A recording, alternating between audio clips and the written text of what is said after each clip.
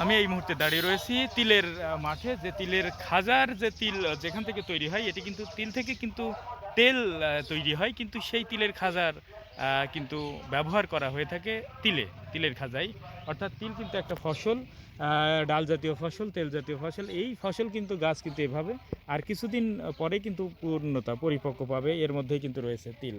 এটা থেকেই আস্তে আস্তে এই তিল যখন আহ, পুরোপুরি শুকিয়ে যাবে, এখান থেকে কিন্তু সংগ্রহ করা হবে, হারভেস্ট করা হবে। তারপরে রোদে শুকানোর পরে এই তিল কিন্তু আহ, সেই ব্যবহার করা হবে। আমি কৃষকের সাথে কথা বলেছি, 15% জমিতে 15% জমিতে তিল চাষে তার সর্বসাকুল্যে ব্যয় হয়েছে 3,000 টাকা।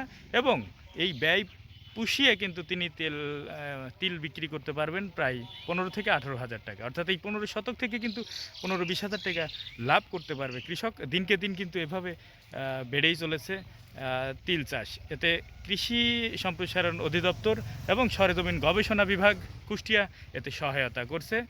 আমরা পরবর্তীতে অন্য কোনো ফসল নিয়ে আসবো। আমি কৃষকের বন্ধু এস এম জামাল, সাথেই থাকুন।